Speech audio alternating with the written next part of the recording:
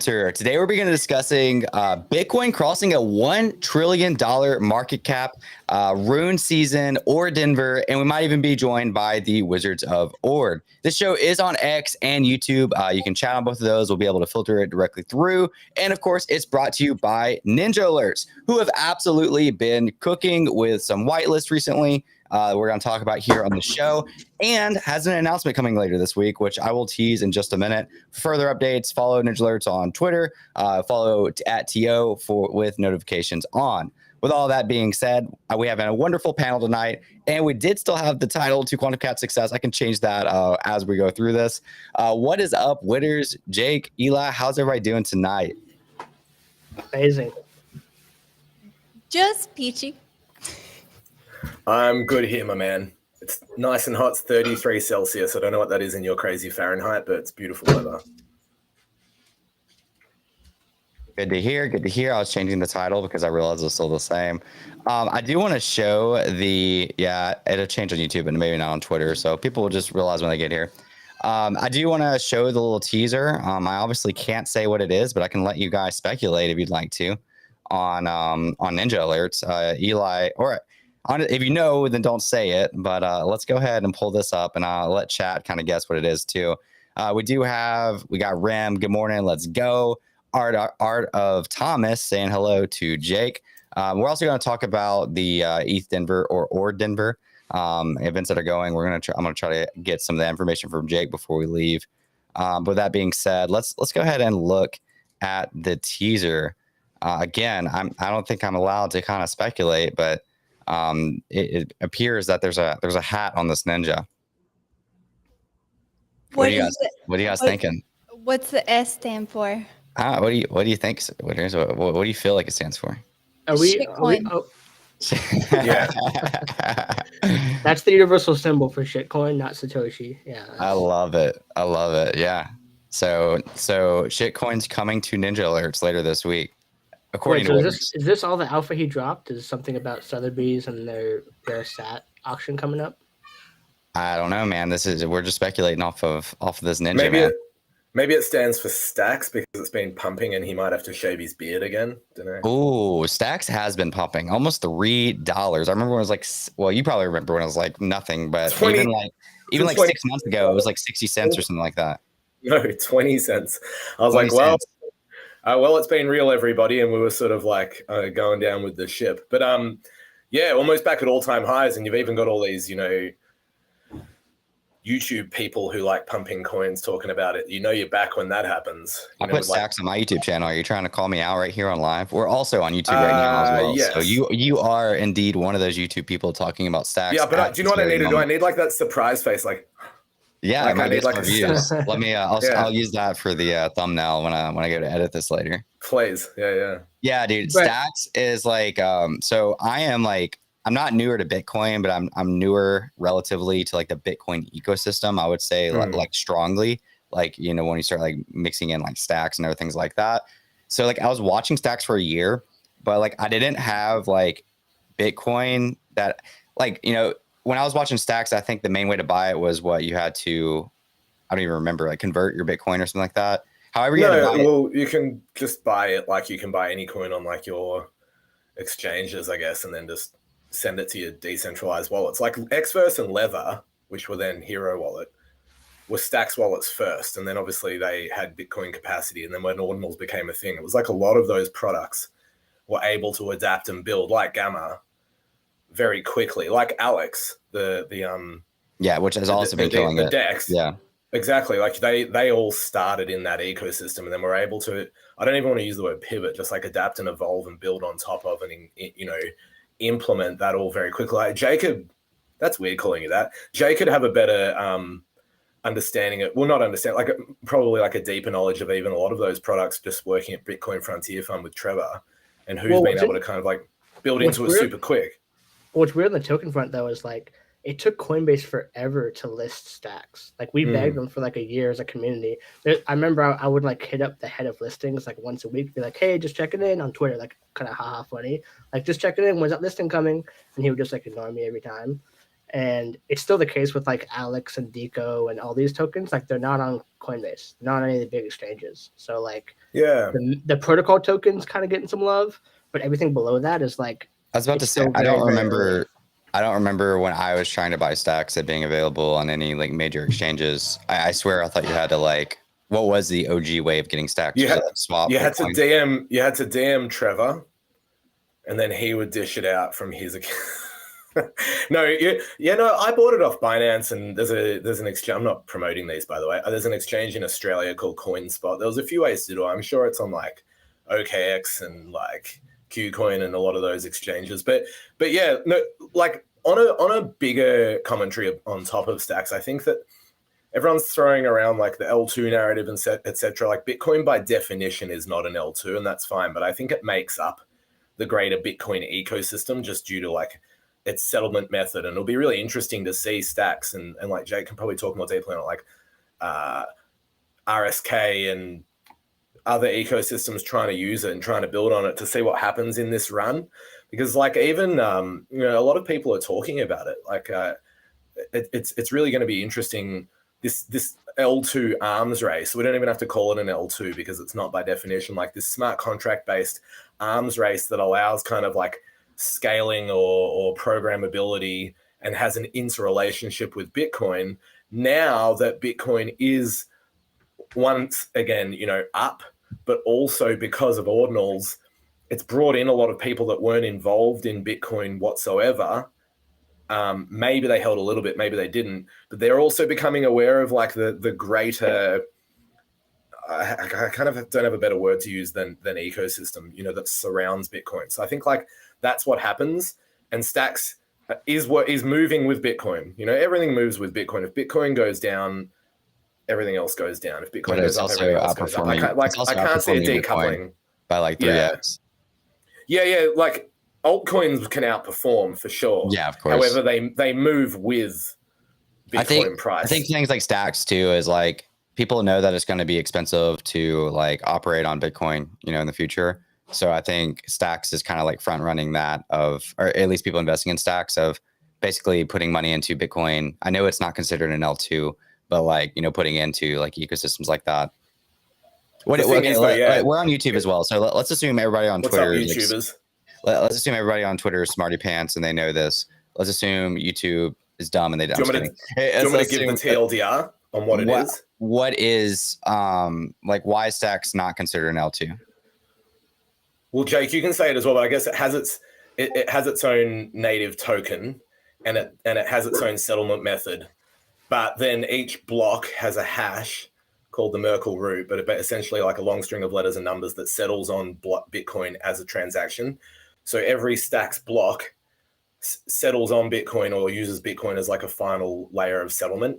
So you can track and verify, I guess is a nice way to put it, every stacks block on Bitcoin. Jake, do you want to add anything more to that, or is it more the native token? I think the main variable. At least behind you, Witters. Yeah, the L2 debate is super contentious. Like it's unnecessary. Everyone debates what an L2 is. The most commonly accepted one is that the L2 inherits some security from the base layer, and you can trustlessly get your tokens out if something goes bad. Meaning, like, you can peg out from the L2 back to L1 without having to trust anybody. Under that definition, I think only Lightning fits that definition, and maybe this new thing called Mercury layer. Like, there's two. That's it. And everything else is a side chain with some kind of bridge in the middle. So I don't know. To me, an L2 is just like another layer up that you can use your token on, and you can just. I prefer to use it like that. You just know the trust assumptions. Like, is ETH a Bitcoin L2? Kind of. Isn't there an L3 event at ETH Denver? Or Denver? Is that a thing? What's it? I don't even know Apparently, what L3 is. I think so. I don't know, but do you know? I think it's it's an interesting discussion point because I think like I prefer to call like a layer L2 just like an extra layer of abstraction. Every time you move away from a base layer, let's call Bitcoin the like granddaddy or grandmummy. Every time you move a layer above that, you hold on, I gotta get Witter's opinion on that. Is Bitcoin grandmummy feminine or masculine? Feminine. I mean, matriarchs rule families. Yeah, no, I think grandmommy That would be a good one. But I do often refer to it as the daddy chain. So I don't know. One thing I Maybe wanted some to add. masculine grandma. Yeah, it's masculine. That's like the grandma that just like sits in her recliner with like her sawed-off shotgun and shoots the squirrels from the bird feeder. So the birds. Anyway, that's like a different story for a different time. What I wanted to ask was so stacks. Remember when Trevor was doing stamps? Is that the same thing? Where do stamps and Stamps is on the L1, and it's just you're storing bits of data in a bunch of mini multisigs. Okay. So like you take an image and you chunk it into like 10 or 20 pieces, and that becomes a transaction with. You might have seen this where it has like a bunch of inputs and then it meets in the middle and it goes into a bunch of outputs and it bloats the UTXO set, so people are pissed about it. But it's like outside of ordinals, outside of all the L2s, it's just on the L1. Oh, okay. Never mind. Yeah, and Counterparty used that sort of way to work on top of Bitcoin, didn't they? From memory, like with colored coins and the artwork there. I think so. Is that right? I don't know enough about Counterparty. Yeah, no, neither do I. But essentially, the point I was going to make was every layer of abstraction that you go above anything, like on ETH and their L2s or whatever you want to refer to them as, you're essentially accepting different layers of lesser decentralization and more trust. But I guess like you've got to you make those compromises. It's like part of the blockchain trilemma. So it's like I guess the reason why people wrote a really good piece on that, by the way, on the Bitcoin L2 trilemma. He did. Everyone should read it. But the reason why that definition is murky is because then like Coinbase could be an L2, like by definition. So it's just like who cares? Like exactly.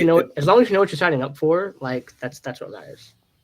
I think that's a great point to leave that whole conversation at. It's like learn about it and who cares? Like Bitcoin maxis can hate on it, but they hate on ordinals, so who really cares? I think that's the biggest thing. Like any of these tweets that you see, and then you see like, I don't want to name names, a few sort of very specific accounts be like, yeah, but they had an ICO. It's like, okay, you don't have to like it. A lot of other people clearly do. It's doing things that you don't have to like. It's like ordinals, buy some Bitcoin, put it away, make it more scarce for everyone else. I want to hit two things before Jake leaves. I know he's about to leave soon. I got a little more time, actually. My thing got pushed, so go ahead. Okay, cool. So the first thing, let me go ahead and pull it back up. So this is a stacks chart. I'm going to go back to the tab that I was on. Starting in 2 days is I think they did change the official name to Building on Bitcoin Summit. I think it was also called, what was the other name for it, Jake? Had another name, whatever. Bitcoin Unleashed? Is that Unleashed, Bitcoin Unleashed. It's an online summit that's happening. Trevor's going to be speaking there. Some of Bitcoin Frontier Fund's portfolio founders, like Alex Labs, is going to be there. Zest Protocol is going to be there, and Gamma. There you go, Eli. Gamma is going to be there. Nick from Gamma.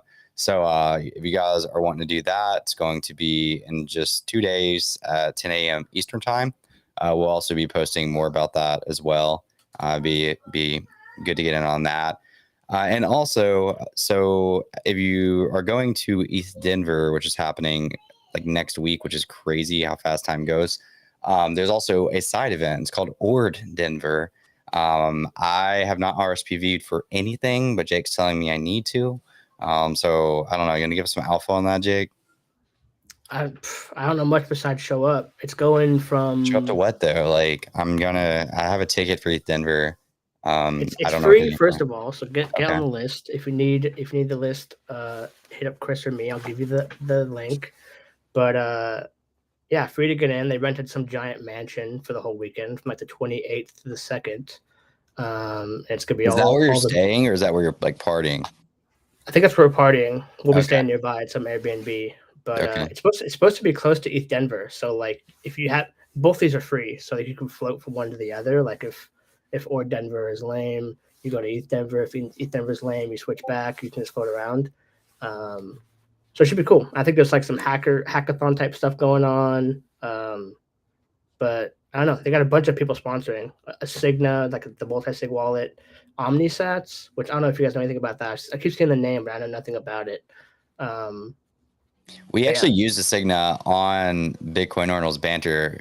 Witters, do you remember that? You were here, where we all like, we all did the multi-sig. It was like me, you, Billy, Elizabeth. Yeah, Elizabeth's actually speaking an X-Verse at the Bitcoin Unleashed. That's in 2 days as well, by the way.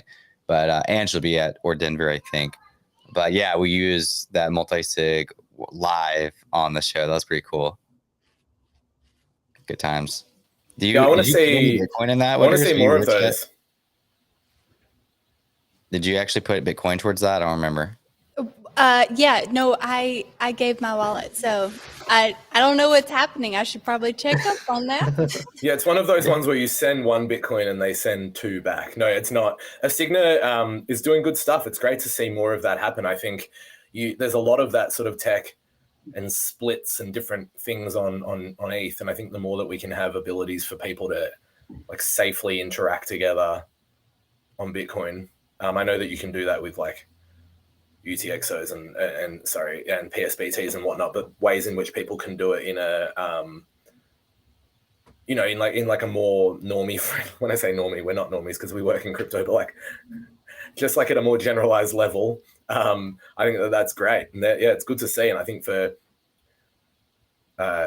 treasuries and ways that creators can split payments when they collab on artworks and things like that, it's good stuff. I think it would be great to actually, if we can get someone from a Cigna in here. No, I was there that day. I think Elizabeth was just talking about it. Be good if you could organize someone from a Cigna to actually jump in. Yeah, because they did something with X-Verse. That's why Elizabeth was talking about it. But yeah, I can definitely get somebody Cigna on the show for sure. Pedro also just said that Omnisats is Bunzi, Jen, and that crew. So that's pretty cool. It is. I think Bunzi's doing something about, we should get him in, something about like sat swapping and whatnot. Jacob, did you guys invest in a Cigna or am I making that up? I can neither confirm or deny that. Ooh. Okay. Potentially. With the hard-hitting questions. When's Bitcoin Frontier Fund just going to throw everything they've got at Witters to just keep creating? That's what I want to know. Sponsor that gallery. Witters makes some good content. I would absolutely adore that. So I'm all for that. Yeah. Yeah. What I enjoy doing, Jacob, if you are not familiar, I like painting like some highly detailed shenanigans, and then I like to blow it up with like. I've seen it. Okay, so you've seen it. And then now, just wait. It's something. You're gonna have a bazooka. I know. Should do. Yeah, I'll just see if we can get T.O. to invest in like we'll do Witters pop-up shops where you just like pull up somewhere and just like blow something up. That could attract a crowd. I think we could move some tickets, sell some art. Honestly, though, I have friends, and those friends have land. At least they're spaced out. They're spaced out enough to where we could totally do that. Mm-hmm. Might need like a little psych check before. Also, you could pay her to basically travel the world with her family because she can't leave her kid and her husband. Well, maybe she can leave her husband. That's up to her. But she can't leave her kid. I'm kidding. I could just imagine what my wife would say.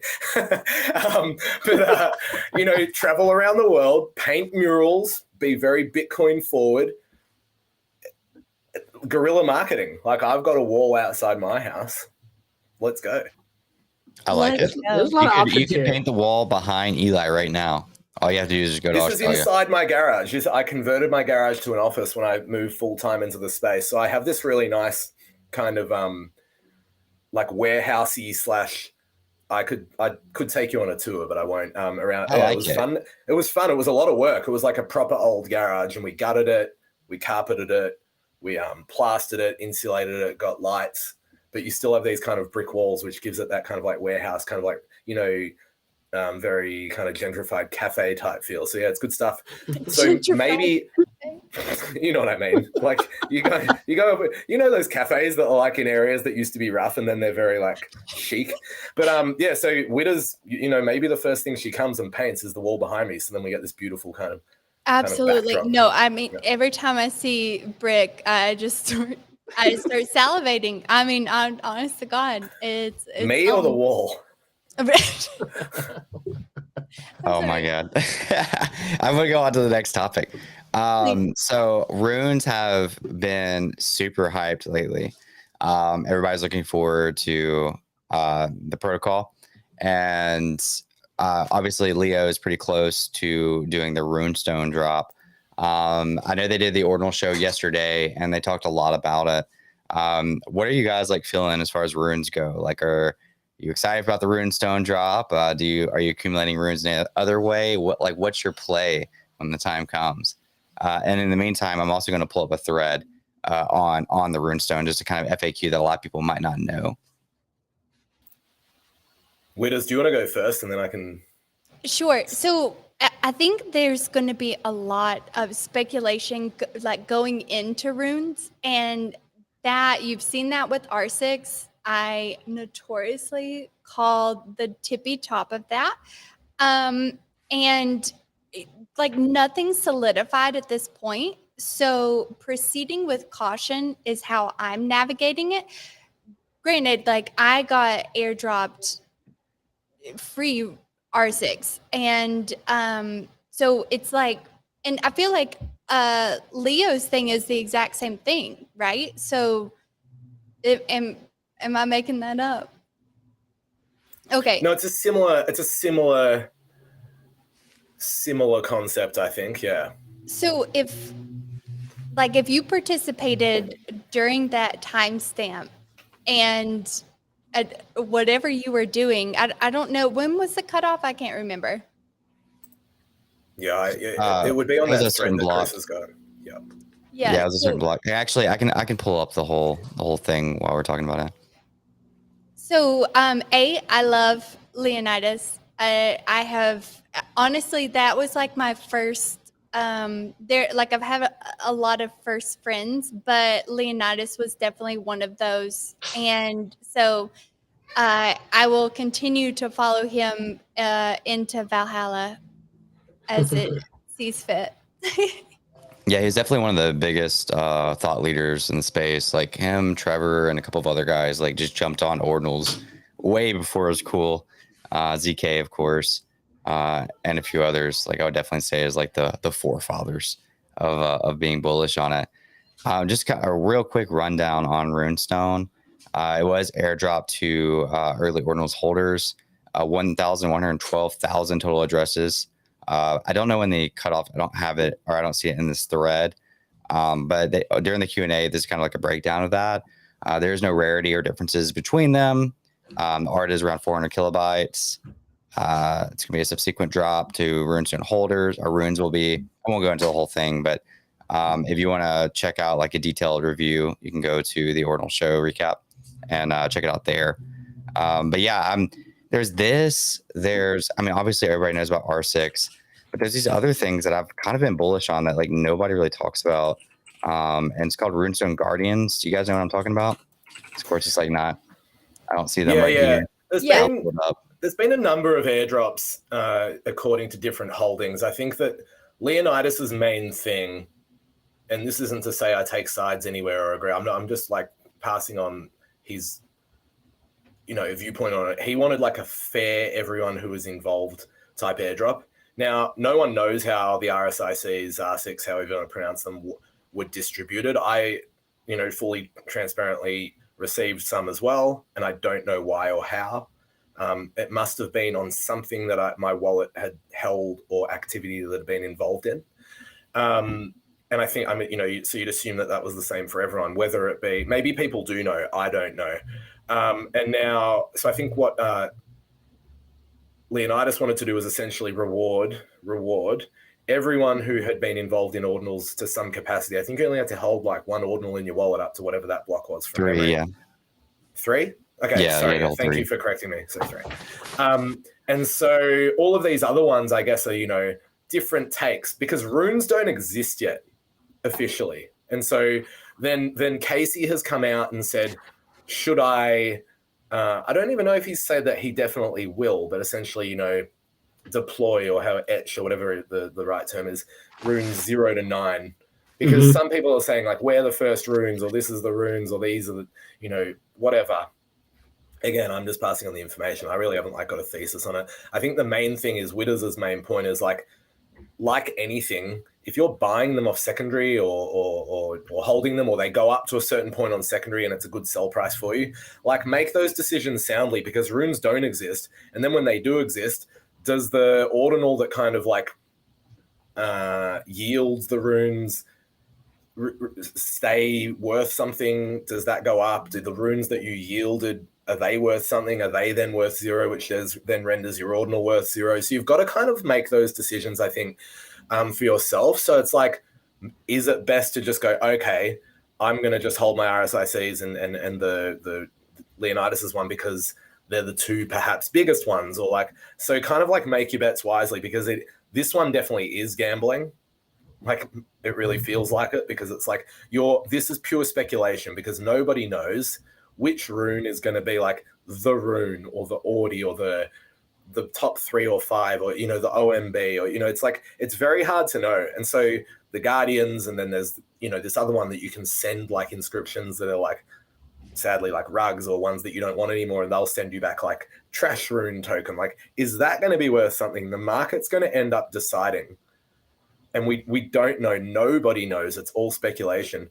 Maybe it's RSIC because there's already this strong community formed. Runestone, again, maybe because there's all these strong communities formed. Guardians, perhaps because there's other people involved. So like, check out who's involved, join their discords, learn about it, and make sort of sound decisions. I wouldn't be aping into anything specifically, because like anything, you want to sort of be like, okay, if I buy this, can I, should I, what am I yielding? Am I happy to kind of speculate on what that rune's going to be? And I think like that's where we're at, really. It's so hard to say specifically. Whereas there are ordinal collections and communities that you have got a lot more evidence for, the ones that exist, like OMBs, Ninja Alerts, Frogs, whatever, where you've got sort of like a year, or not a year, you've got a lot more evidence on teams and people and the art and who the artist is perhaps, and all these sort of things that help you to base better decisions. Whereas this rune stuff, it's fun and it's exciting and it brings people in, but it's the most speculative thing. Even BRC20s are probably like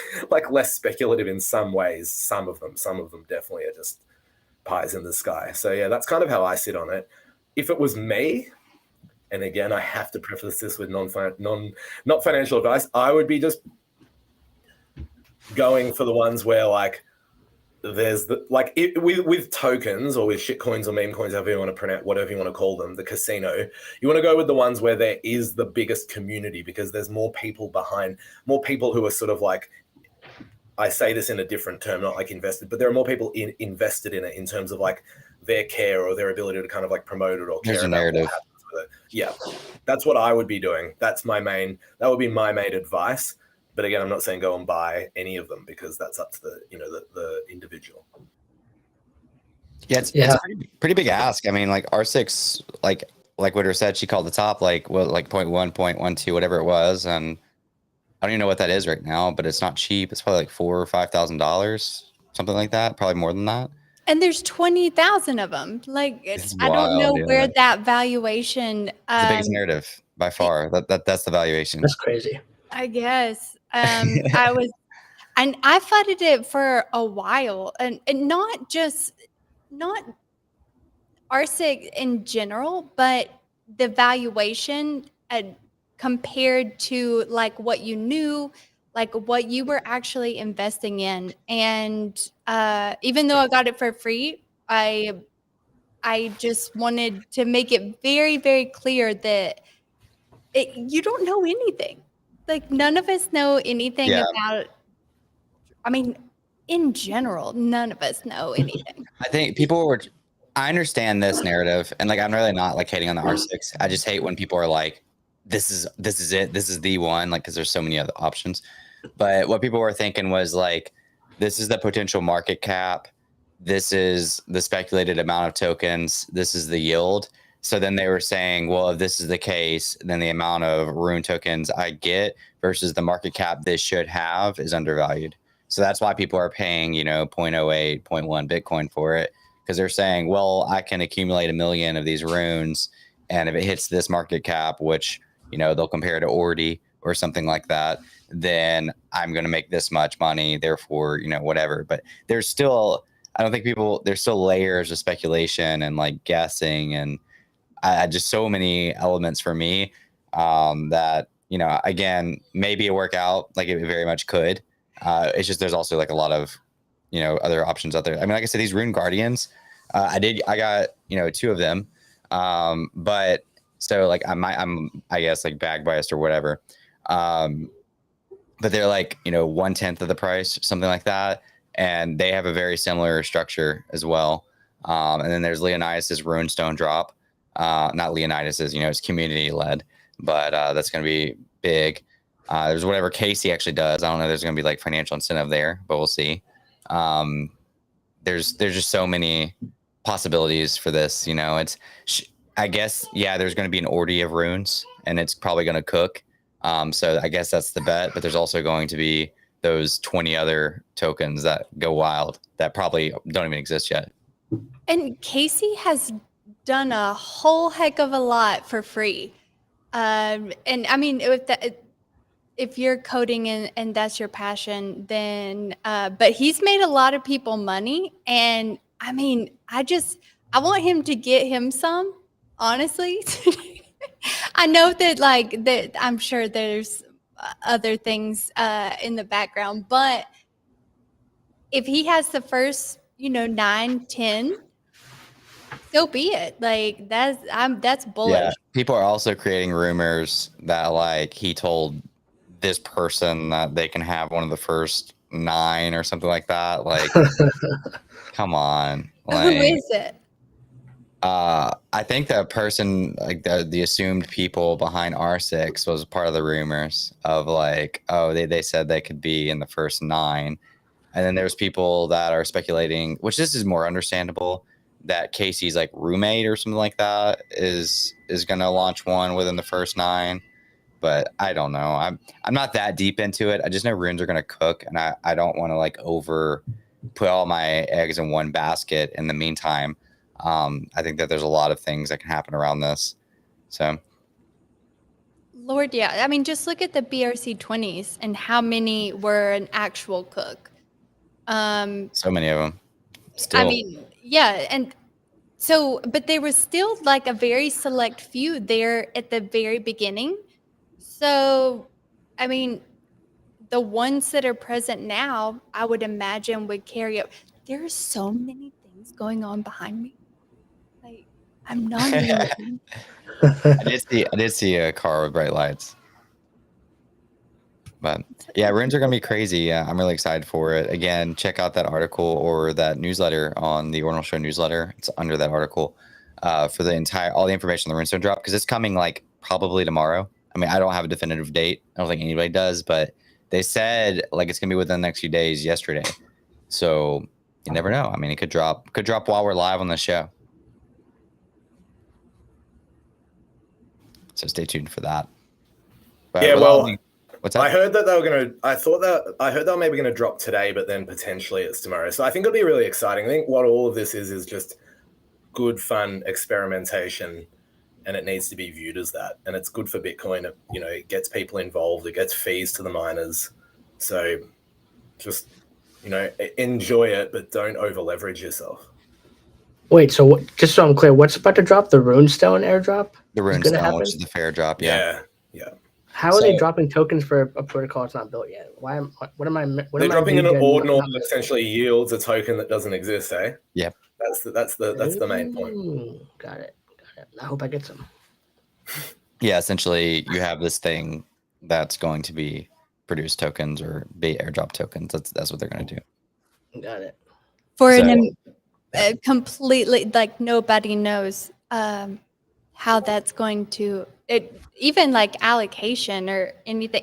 It's a speculative asset, so just be real cautious as to what you're doing. Yeah, the funny thing is, like, there could totally just be like, obviously I trust Leonidas and whoever's behind RSIC by this point, but there could be so many like got ya things, like, oh yeah, you bought this inscription that promised you runes, I ain't delivering on that. You know, like I don't know. There's a lot of trust in here.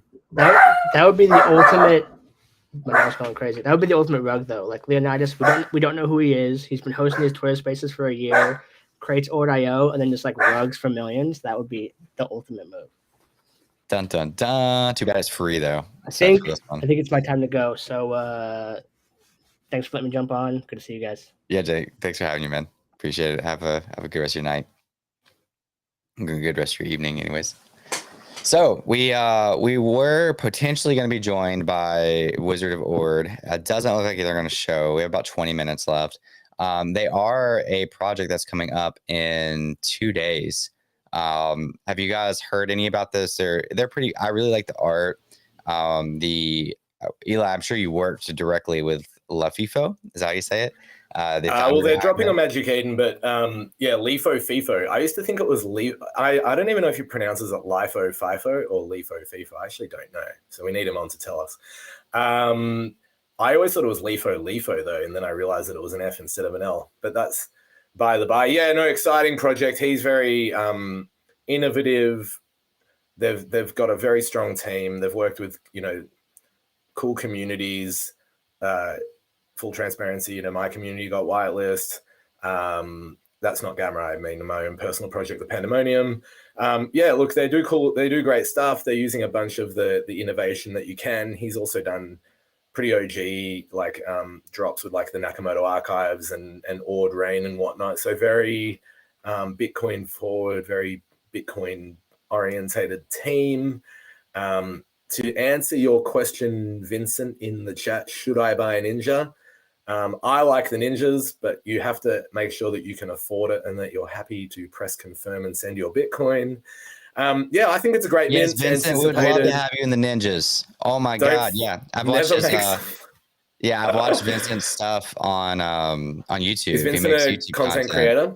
Yeah, and we're gonna have a ton of support for creators. I'm gonna make sure of that. So Chris is giving financial advice. Yeah.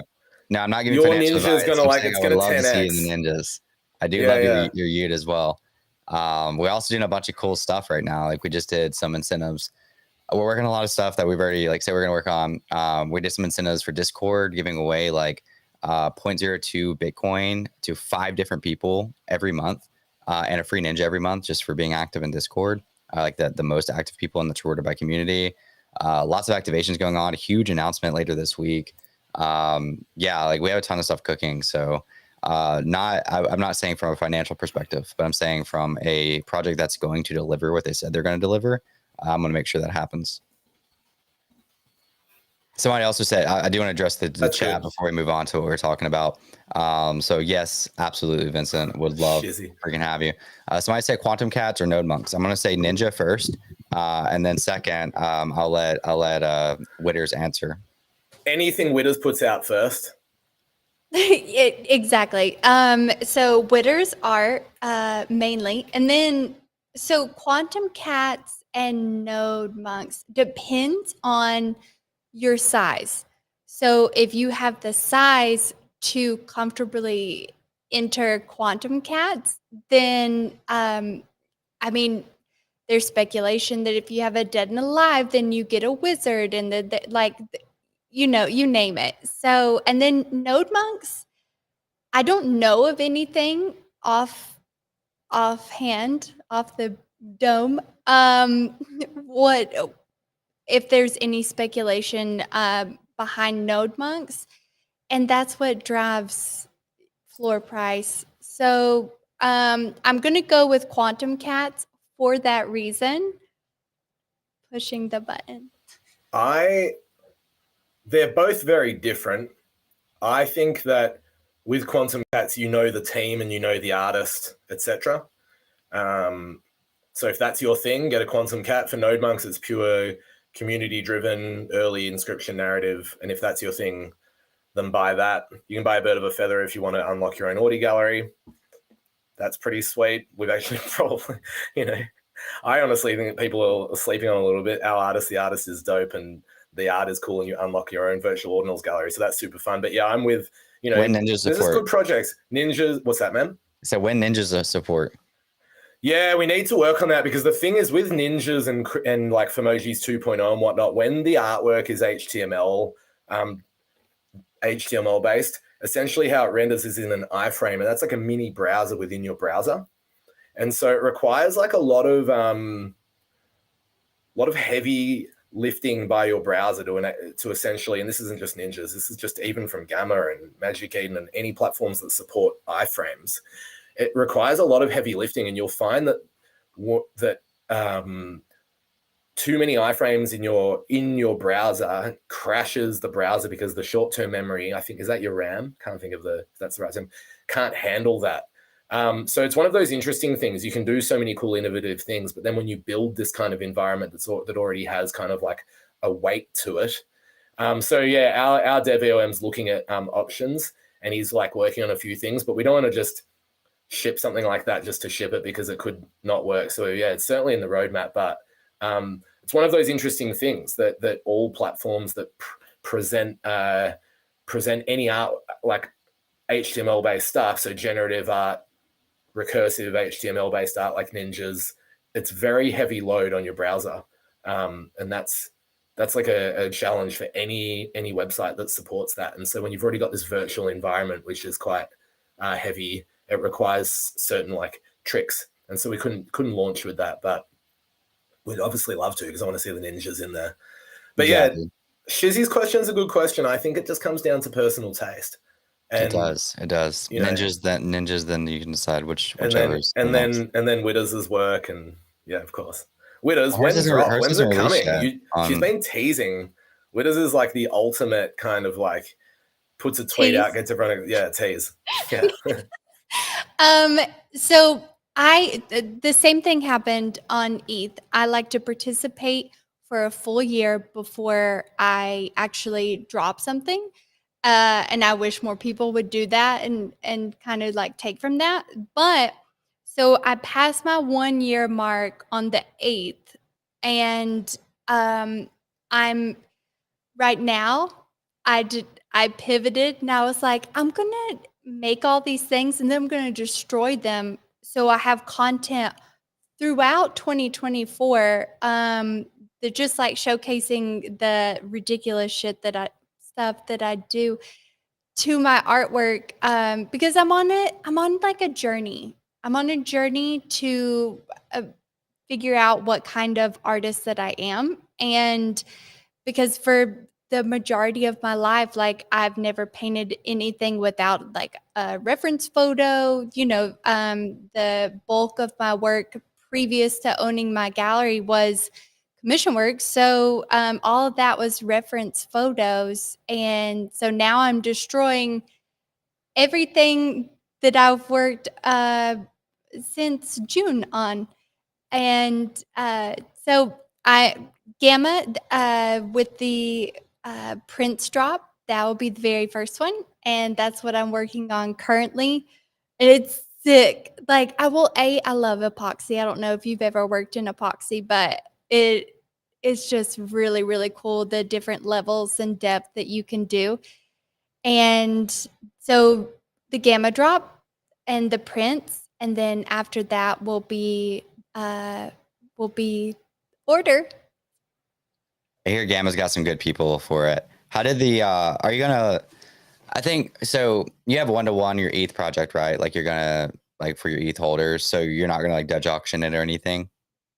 No, so half of the supply of my Ordinals collection gets airdropped to my current ETH holders, and when they burn, because I'm trying to like get rid of everything that I did on a different chain. Yeah, that's smart. That's smart. And just that's like Billy did too. I mean, Billy had the ETH stuff, and he went all in Ordinals, and he got him to burn it. Yeah, and I always like, even in the traditional sense, I am a very small quantity artist. Like if somebody walks into your home and you have one of my originals or one of my prints, it's like, damn, like she only made 10 prints of that. And there's only one of the paintings. So I'm really conscious of that, and having that in the digital space too is something that I have to to stay on top of course. Yeah, absolutely. That makes sense.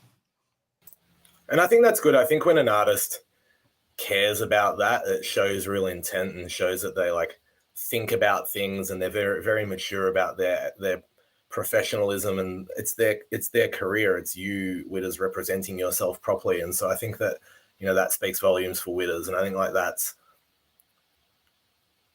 bullish or like helpful for potential collectors to know. Absolutely. And then the ones that are my current collectors, like my physical collectors, I want to honor them by not diluting myself online, whether or not they participate. And then I do a lot of crossover. So we set up wallets so they can continue to be my collectors, because I have like a core base. I mean, even my ETH collection, like I got some diamond hands, and the same goes for my physical work. So yeah.